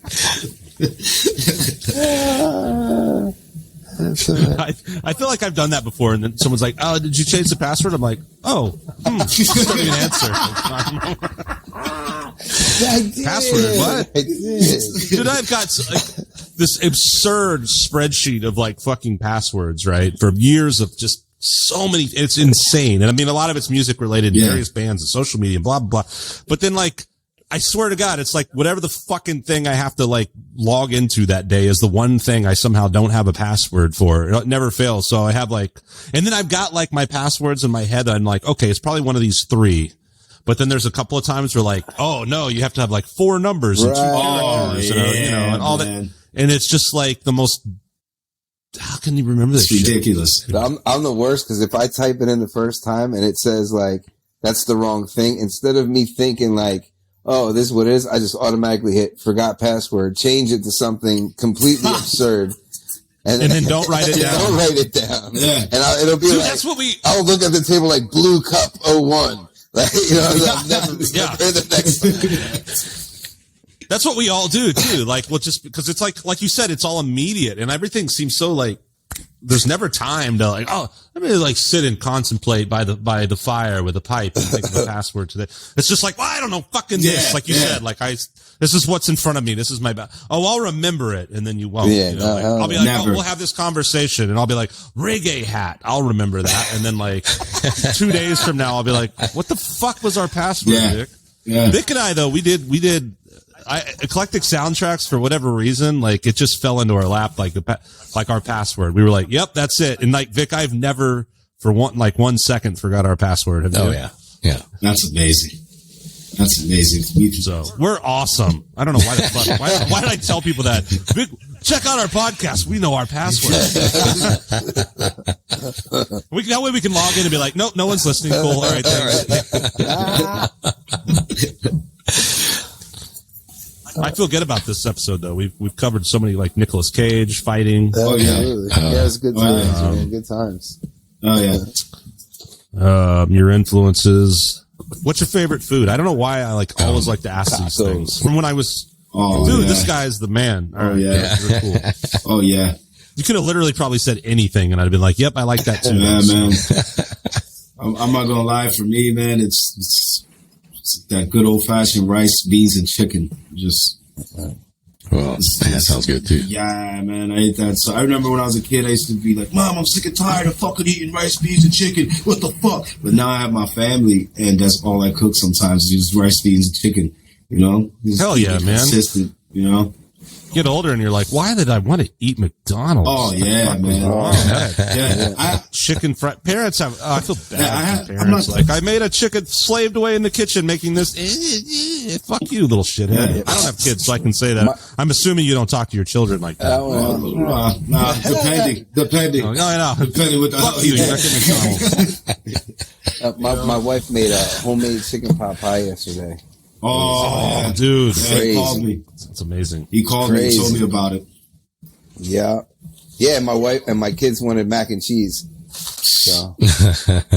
You know what though? Like, I feel like for me, I'd be like, that's kind of a win, dude. Cause I'd be like, sweet. I didn't want y'all to eat my food. Like, cause I'm selfish. Yeah, it's very, yeah. Oh, mac and cheese. Yeah. That sounds good, little guy. There you go, buddy. Entire microwave myself. That's pretty much exactly how it went too. It's hilarious. So what you got to do, you got to make them think all the shit that you don't like is like the best food in the world. So that's all they ever want. And then you eat the good stuff. Like, oh yeah, my 8-year-old man, like his favorite food is broccoli. Like we tricked him into the broccoli early. And like this dude likes celery and like broccoli. Like he's on it. Like he likes like crunch. He's gonna be one of those trainers. Yeah, he's gonna be out running, dude. Yeah. Running at 5 a.m. and shit, yelling at people. Energized. Why are you in the drive-through line at Arby's? Eat broccoli. Champions eat broccoli. You to hydrate with some celery. Oh yeah, man. Oh yeah. Kid's full of energy too, man. He's a great kid, man.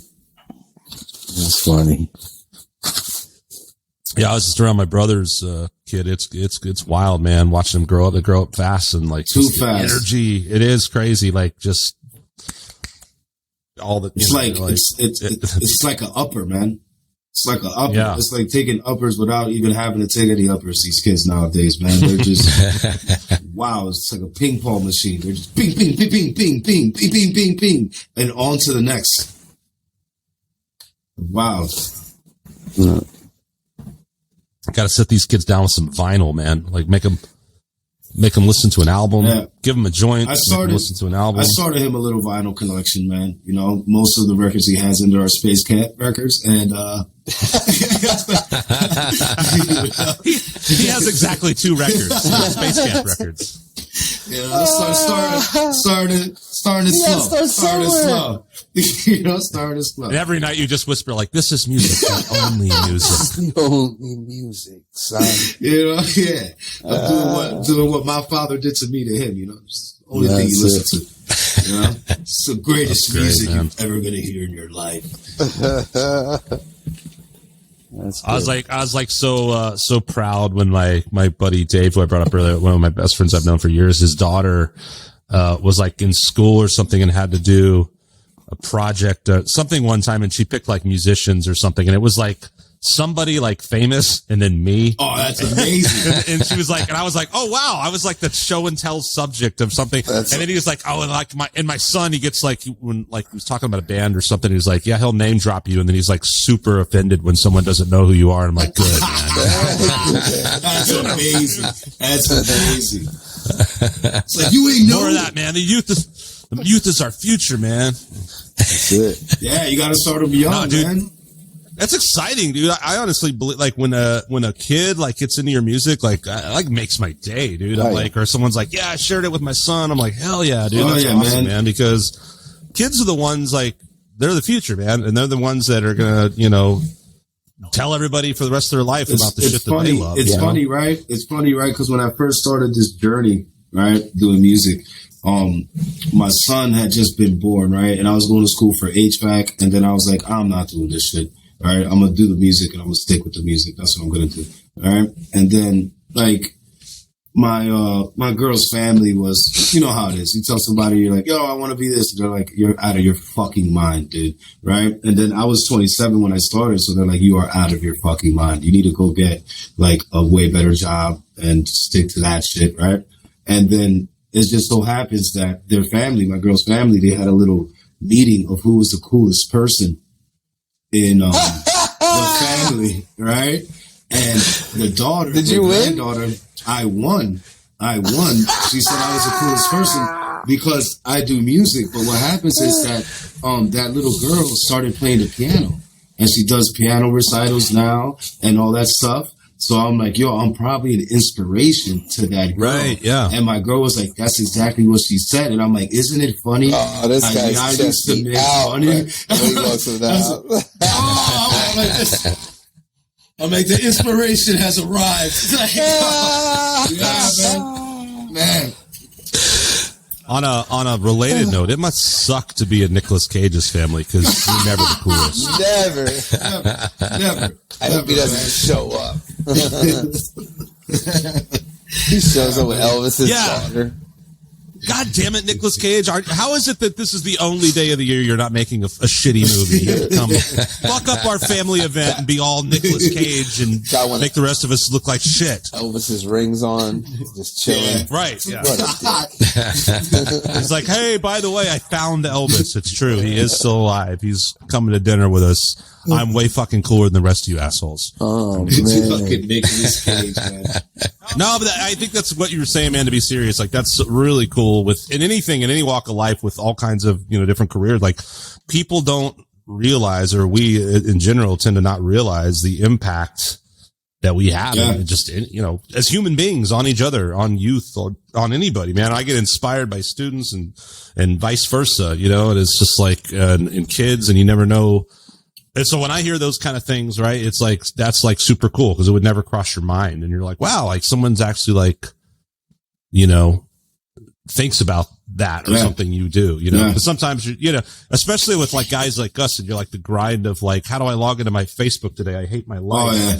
And then you're like, oh, someone like listened to my song and their kid likes it. That's cool. Okay. I guess I'll change my fucking password again. Yeah. Yeah. And we're fortunate, man. A lot of the events that we have are like all ages. Right. So like we have families there with our kids, awesome. And it's like we're two stoner dudes. All right. Like we're advocates for cannabis, of course. We're also advocates for psilocybin. Right. We're diving into psychedelic talk and all that. And there's just children running around grooving, while we do our thing, man. And it's like, they're listening. They may not understand what's going on, but they're listening, man. 10 years down the line, who knows? It may be a little couple rebel hippie stoners that manifest and, keep pushing it forward.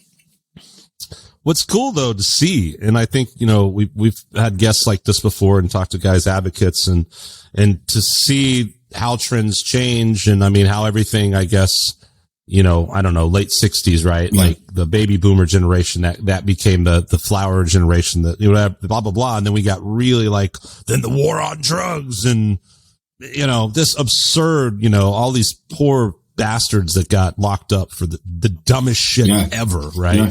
And you've always had this underground movement and this cannabis movement and legalize it and this and that. And now we're actually seeing, things move in that direction, which is fantastic, man. It makes it feel like there's a purpose to all this, right? And it's the music but there's something bigger than that, right? And it seems like, hey, we were right. You know what I mean? Like this isn't hurting anybody. And I think it's cool to see it legalized. What are you guys' thoughts on all that? Yeah, I think that on where this is all going. Well, I think that you're 100% right.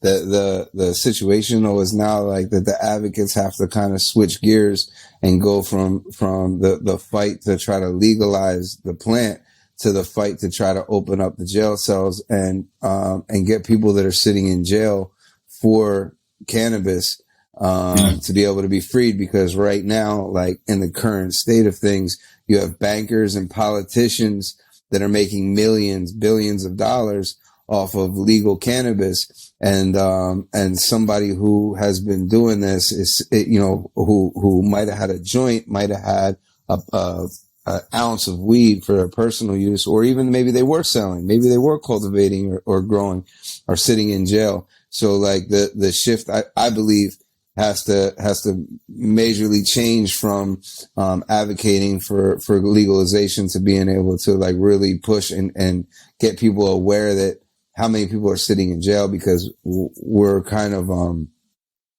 in this situation now where everybody's so happy that, oh man, I can go here, it's legal here, it's legal here, it's legal, and they don't realize in that same state there's still people sitting in jail for the thing that they're able to go and help people get rich and use recreation. Right. So and make it a legal profession now. Yeah, exactly. Yeah. The other. So do you guys are you an advocate then for that? Are you out there kind of preaching this and really? That's great. So we work with a nonprofit called Freedom Grows Forever, and the lady who started was actually. Did 5 years for cultivation for selling grass, and her the mission for her nonprofit, 100% of the donation goes into commissary and wish list items for people that are in jail for nonviolent cannabis offenses. So we're trying to, bring as much awareness. There's also a couple really good the Prisoner Project, I believe it's called Last Prisoner Project, is dedicated to get every single person out that's incarcerated for cannabis. So it's really an important thing because, like I said, in the same places where recreation is, legal, there's still people sitting in jail. So, it's not right, Yeah, it's horrible, man. And like you said, key words there too, nonviolent, you know, I mean, what is the real, what's the issue here? I mean, every case is different to a certain degree, I suppose, but also I would assume the by far the majority of those numbers are pretty misdemeanor type. I mean, like, so what, like you said, man, someone has an ounce of weed, that means nothing. Not even some states like not hurting anybody. Like in Utah, man, you get caught with a joint, you get 5 years minimum. Like that's insanity. Damn. And I was walking around smoking a joint in Utah. And I've never felt so paranoid in my life because I'm like, if a cop sees me smoking, I'm on tour. 5 years in Utah. This is Mormon country. I don't want to be out here, but I smoked my joint. But it's like people should have to walk on eggshells, man, for a flower. It's ridiculous. It's crazy. And the other thing is too that for all these years, it's been very, it's very discriminatory, like of where you're at and the kind of sentences that people have gotten, of course. So, like, that's another major thing that, at the end of the day, cannabis was made illegal for very racist reasons anyway, So, the more awareness that anybody can bring to that, like smoking grass is cool, but the medicinal side of it is important. Even better. The advocations, advocating for people to get out of jail is important. So if you want to be you're going to be a stoner, you got to be, all the way around, right? You can't just. Yeah, no, that's a good point, man. That's cool. Like, I mean, you're walking the walk, talking the talk, walking the walk, like you're not just like, yeah, cool, man.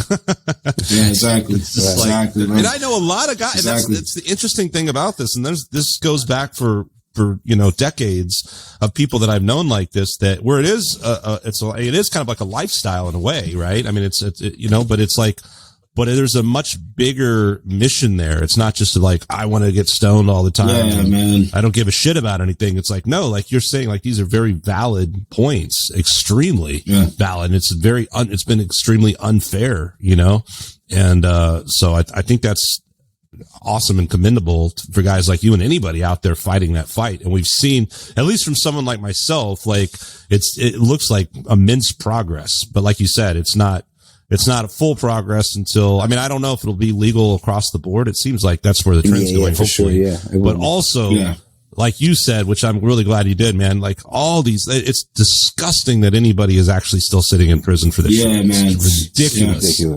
It's ridiculous. So. Yeah, it's not right. Yeah, man. Well, shit. Like, we got a little bit of seriousness in this conversation. Oh, yeah, man. A little bit of everything in here, man, That's how we try to roll on here, man. Just kind of shoot the breeze and see where it goes. Shout out to Press Junkie PR. That's your publicist. Yes. That's Mercedes, right? Oh, yeah. Out of Austin. Cool. How did you guys hook up? How'd that connection happen? happen? Fell on the lap. Yeah. We're getting ready to do Electric Lemonade. We had there's another publicist that we've worked with that I'm very close friends with named James Wright. And he was just really honest. We're going to hire him for the record. And he was like, yo, listen, I'm listening to this album, and there's this publicist in Austin that I think would be a much better fit for this album, and I think she'll really be able to help you guys out. And that's why he's one of my close friends for that, man. Like friendship over money type of thing. And he was 100% right. So we've been with her for, I guess, 2 years now. We're going strong. Nice. Yeah.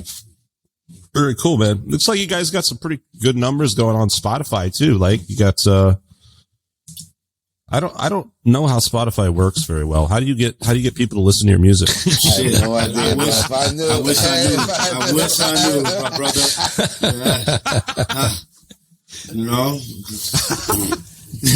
Oh wait, the music's got to be cool. Oh, Yeah. okay. Yeah. So, you got to put music out. Oh, okay. That's the first man. part. It looks like you guys are kicking ass, man. And like I said, I mean, I think Vic and I both were like, wow, yeah, these guys are cool, man. And I expected nothing less from talking to you guys. You know, Thank you, my brother. we'd have a good time. You know, Vic, any final thoughts? D'Alessandro's best cheesesteaks in Philly. D'Alessandro. Oh, D'Alessandro's. wait a minute. What's that? That's not one of the two places. What's that ridiculous? Oh, which is better? Pats and Geno's. Pats and Geno's. Fuck those places, man. Maxie's. I fell into that trap. That's Gino, right. I think it was, I don't know which one it was, but it sucked. Yeah, All right, so that's the place to go. Yeah, D'Alessandro's. D'Alessandro's. Oh, yeah. I give you a deal, man. You guys are ever in Philly, I'll fly out. We'll go to D'Alessandro's. And we're in Texas. We go see a Nick Cage movie. Oh, yeah. Fuck yeah, dude. Yeah. Oh, man. Hey, you guys ever come through Austin, hit us up. Absolutely, 100%. Definitely. And Definitely. I tell you what, man, I hope, and everything is so in the air right now. I have no idea what's going to happen, but I really hope that I'll be up on the East Coast doing a tour in October, man. Nice. And if we're up there and we play a Manus, like I'm definitely going to. Let me know, man. Let me know because I'll definitely dude. come and support. It'd be great, man. So yeah, let's stay in touch and great talking to you guys. Any where's the best place for people to find you? Space Camp 420, and that's on all the socials, man. Space Camp 420, Camp with a K. Got it. Oh yeah, Cool. And say your names again, since I have a terrible memory. It's a little bit too much weed. I'm Adoo. They call me Doobie. Everybody calls me Doobie. Doobie's easy. man. And I'm Oskee, man. Oskee. Oskee. Oh yeah. All right. Oh yeah. Cool. Man, Well, there you have it. Yeah. thank you guys so much for having us. I had a blast, man. Oh yeah, man. Let's do this again sometime, man. You know? Absolutely. Hopefully. Hell yeah, guys. Great talking to you. Once again, this is Skunk Manhattan Victor Ramos here on Eclectic Soundtrax talking with Space Camp. Be sure to watch your Nicolas Cage movies. Until next time, later.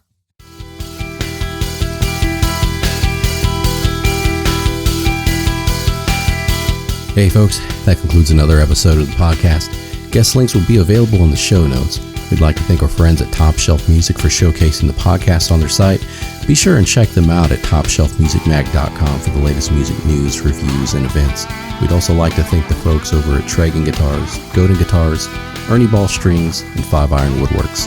Have a great week and catch you on the next one.